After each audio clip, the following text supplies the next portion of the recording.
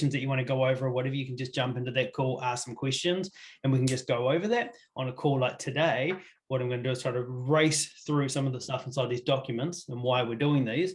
And then at the end of that, you can ask some questions around what we've gone over today. And then specifically, if there's more specific stuff to what you need to know or want to know moving forward as well. So if anyone has a question while I'm talking, can we just chuck it in the comments rather than just, so I don't have to keep stopping and starting, just chuck in the comments like I have a question or something like that. And then I'll just try to deal with the questions as we go as well, rather than just moving forward. So hopefully everyone's got that doc. What I'll do now, that's right, is I'll bring up the document. So the key thing, like over the next 12 months, the main difference between the people who's going to get like exceptional results and results that are just kind of the same as the last, say, 12 months is going to be what we do with the time that we have. Not, we're all going to have roughly the same amount of time. We're all going to roughly sleep the same amount of time. We're all going to be roughly eating the same amount of time. So it's almost just like what we do with that time. And if you think about that from like a health and fitness point of view, like if we all ate the same amount of meals, there's a big difference on the output on eating shit food for 12 months versus eating quality food for 12 months. Same with training, same amount of time, but we can get quite a different result. So if I can, I'm just going to bring up a couple of things to sort of show you what the pattern and plan is to go over in the next couple of weeks. There's some sketchy drawings on the old iPad that I just whipped together. If you can't read it, don't worry. They're just some drawings. Okay. Everyone can see this okay-ish. So the first thing we're going to be doing today is just going over this piece here, which is just like units of time. Where does that time go? Are we spending our time on negative $100 an hour things, $10 an hour things, $100 an hour things, $1,000 an hour things? And it's all going to be dependent on where you are with your business right now. Doing these $1,000 an hour jobs, which we'll talk about soon, are irrelevant if we don't have the $10 an hour jobs sorted. Either we're doing them, we outsourced them, eliminated them, or created a way to systemize them, automate them. And then next, what we're going to do is just go through like inputs, process, and outputs, so we can identify with each person where they're stuck in their business. They're going to have like inputs, the processes aren't right, and the outputs through measurement aren't going to be correct. So really all we're going to have is just these things here. We're going to have a product and offer to the market. If that's on point, then we've got like what are our lead generation channels. That's what we'll be working on. If that's on point, then we're looking on our sales processes. If they're on point, and then it goes to like product delivery. How good is that product? How do we keep improving that product? And then we just feed that back as in like inputs, outputs, to make sure that or to tighten the product market fit. So each person is all going to be somewhere along this channel. So each person needs to know where they are on that channel and then what to do to make sure that they can keep pushing further along to grow their business accordingly. So if I stop sharing for a second, I'll just keep checking that chat thing as well, just in case there are questions or people are trying to get in because they have to opt in. Then if we go to, so the first thing that we'll do is we're going to go to what we're all going to do over the next 7 days, 14 days, whether it starts today or not, is look at our productivity and where our time's actually going. So again, I'll race through this rather than actually going through every single question, just so we understand how to do it. We've all got access to the folders and files and stuff now, then we can spend a bit more time on questions. But what we're going to do is like, we're completing the 7-day log. So I just do this on a piece of paper beside me, and I just start writing down what I do or set an alarm for every half an hour. What have I been doing in these half an hours? And this is how we gather the information of where our time goes. So these are some examples, and I've actually created that into a spreadsheet here as well. But let's just start with this piece where we're just going through these questions here and actually filling out all the things of where our time goes. Because the more productive that we are with what we're trying to create, if we're trying to create something big, obviously more time, energy, and focus has to go into certain areas. So if we're spending more time on social media, meaning just scrolling through, just enjoying kittens, jumping over things and so on, that's obviously not going to help build our business forward. If we're sleeping 3 hours a day because we're trying to create more things, that's obviously going to have like a negative impact at some point. So we just can go through these here. So all I want you to do, I've got some examples and stuff in here as well, is just follow these things here, you personally, because we can work on them individually as well as. Then what we're going to do is just use it here. Actually, what I find the most interesting thing is like missing time.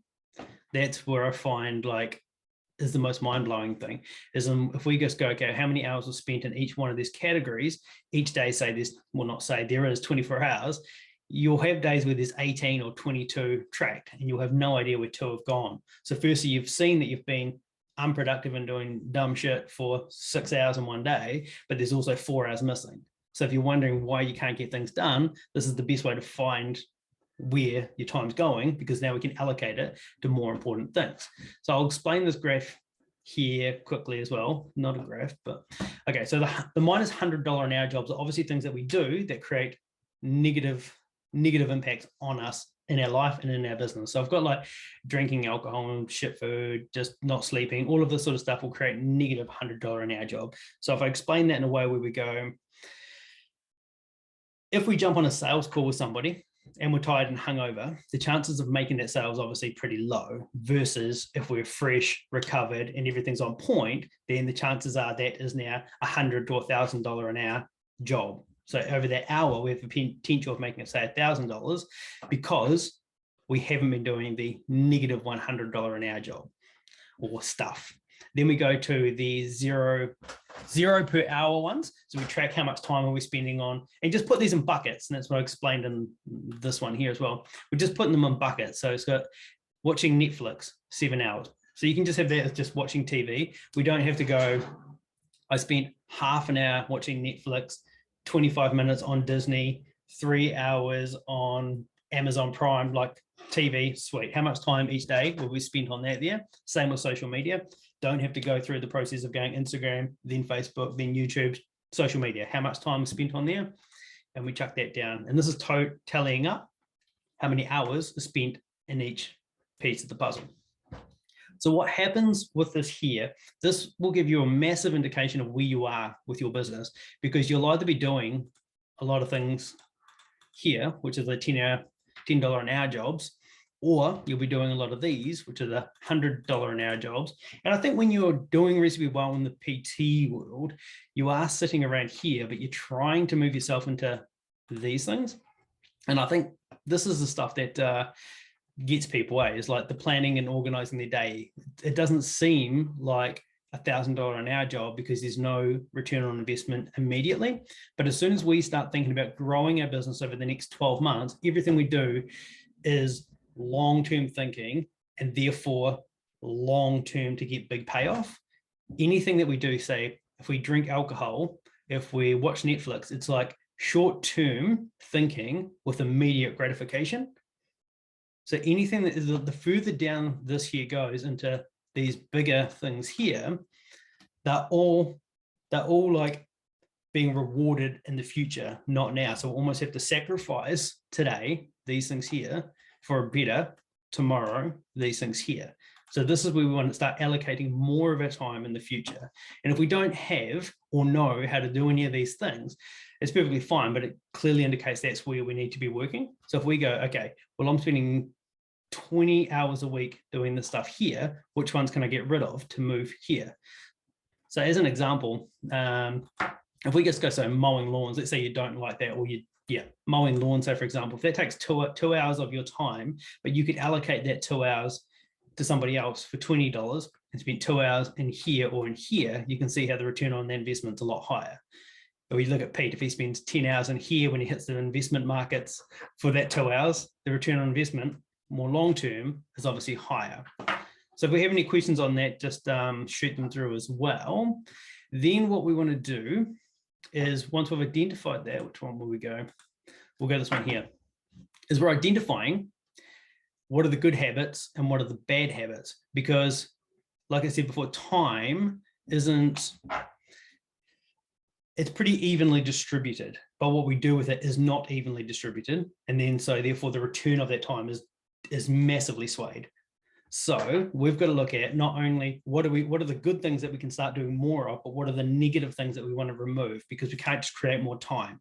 So to find more time, we have to remove the negative things that are slowing us down, pulling us back, or holding us back, and allocate that time and energy into the habits that we are doing that are pushing us forward, whether that life, business, or whatever that is. So we can just, again, just go through this sheet here. As an example, this was a doc. So these are just things that was actually just mine at one point. I only noticed it when I was filling it out earlier. And then there's some examples through here as well. And then lastly, it's just like, how does that correlate over to life? So we've just got like a life assessment, same thing. Because as an example, hanging around with negative people in life is going to affect you how you are in business. Because the same thing, if you're getting on sales calls in a negative way and you're pissy and can't be bothered giving your time to the person, converting them into a client is going to be pretty hard because they're not going to buy into the fact that you're there to help them. So we just go through this one here as well and fill all that out. So we should have this 7-day tracking sheet, the 80-20 power grid, the life assessment sheet, and habits tracking sheet to go through. What I'd like to do now is just, does anyone have any questions or does not understand certain parts of that? And I'll go into more detail. Again, I want to sort of race through it to sort of see, in case everybody just like, yeah, awesome, I've got that, I'm going to smash that out in the next few days. But if you do want to grow and grow the business moving forward, that's the first part we will need to start with. Because if I go, I don't have leads and I need to put some more time into marketing, then we've got to make sure that we have the time to do the task. Because that's the thing that I see all the time is like, people want a way to get more leads, say, and then we give them stuff to do, and then all of a sudden they don't have the time to do it. So let's free all that stuff up now to find out, okay, well, I've got an extra 15 hours per week that's sort of just been allocated to dumb stuff that I can actually move into either learning how to do new things, implementing these new things and following up, because there's a massive flow on. If you think about this, we're getting no new clients coming in and we don't have that much time. And then all of a sudden we've got, okay, let's say there's 5 hours a week of marketing that's bringing in 10 calls per week. We've got 10 hours of sales calls plus that 5 hours. There's 15 hours plus client delivery because you've just signed up 5 new clients. So if we don't have time now to put into the marketing, we're not going to have 20 hours to run this beast over there. And that's only an example of 1 week. Obviously, if that compounds over time, we're going to get more clients. And therefore, it comes back to, I won't bring that up, but it comes back to the little iPad thing where it goes feedback into the client offer. How do we build and leverage using systems from there on in? But most people aren't there, except for Pete, who's going backwards and building his own platforms. But all right. Okay, cool. Anyone got any questions or anything around that stuff at all? Everyone understand that okay? Pete, can you unmute for a second? Can you hear me, Tom? I can't hear you, my man, especially with those 12 microphones. Hi, everyone. I'm Pete. So when you're saying, what I want to touch on, what you just commented on with the feeding back from the iPad into the loop. Mm-hmm. So what is the structure that seems to be the hang up here? Okay. I'll bring that back up and then we'll see if we can just chat about that. Oh, I like the breakdown of everything else. It's really good. I was very impressed with the table. Depending on where we're at, we've either got or are building a product, okay? So I think everyone on this call to some degree would have had conversations with me where we were talking about like, who's your avatar, what's the product market fit, okay? With the product obviously has to align with what the client's needs are. If we've got that on point to some degree, then we move to lead generation. Once we have this, let's just say we're doing Facebook outreach, we're doing Instagram ads, and we're doing some YouTube stuff. That would be the things that we would be talking on here, tracking and measuring to see what's bringing in leads, okay? So then we would go, okay, well, let's eliminate YouTube because that's bringing in nothing. These two here, we're going to double down on because they're working well, because that's bringing in the most sales calls. Then we look at that and go, sales are going well, so we're pulling people into product. with the product, how are our clients coming along? Are they getting the results they are? How far through with the training program are they getting? Because that information there is going to be the feedback loop back into a product fit. So we have to keep developing our product and establishing to the market. Because if we go product market fit, we get leads, we get sales, and people come on board, but then we realize like the majority of the people that are coming in here aren't actually aligned with the product market fit, then all our marketing, which is bringing in leads, is not quite as good as it could be, because the person that's inside the product is slightly different than we originally had assumed. So we would start altering that again to make sure that like all our marketing messaging and so on is more specifically to the people who are in here, because that's who obviously will be more interested in it. Does that make sense? Yes, it does. Yeah. So my question would be, how do you make that shift if the marketing's incorrect? If your data is showing you that say only 50% are getting what they want, and you need to make that shift in the marketing, how do you make that shift without disrupting too much? Because you'd have to making the shift would start here before any of this, because it would flow across over time as well. So an example would be if you were doing posts out, I'll make it real simple. If you were doing most of your posts around growth in biceps, okay, let's just say that's what we decided the product is, then the leads are coming through because people want bigger biceps. Then we're making sales because these people want bigger biceps. Then when it comes through here, the majority of the people are just, they're wanting, well, let's just say they're wanting more than just big biceps. Like that's probably a fair assumption that would happen. They're wanting more biceps, or total body growth. Then that would feed back into here to our marketing, where our marketing would now not be talking about how to gain big biceps. It would be like how to gain big biceps while also increasing strength, and do you know what I mean? So we're adding that to it, which would mean because that's changed, when leads come in, they're slightly different. So the sales process and scripting would also have to be different, because the pillars that we're talking about in our sales process are now different to bring them onto this product. So let's just say now a new product, or the things that we're offering, because it's flowed on, the product itself is slightly different. It's helping people gain bigger biceps while increasing strength and hypertrophy. But what's happening is people also are like not getting as lean as they were hoping for, because of we've got communication with the clients. Then this would feed back into the marketing to something like, so the messaging's changing to how to, it would never work like this, but as example, it makes sense, how to gain big biceps while gaining stronger hypertrophy and getting lean. So you wouldn't just keep adding stuff on, that wouldn't make sense, but the message would continuously change, because that's what the market, this is the true market, would actually be telling us. Because this is only the hypothesis of what we believe the market is until we've got evidence, and the evidence is feeding back in to here. Does that make sense? Yeah, I think so. That's where I'm at. For sure. I've got to figure out you're banging in here more than banging in here, so it's almost just like now we need the bottleneck in your business is just lead flow to some degree, where we need to get lead flow in here to actually prove before we can make more adjustments over this side. Mm-hmm. Yeah. Okay. Makes sense. Yeah.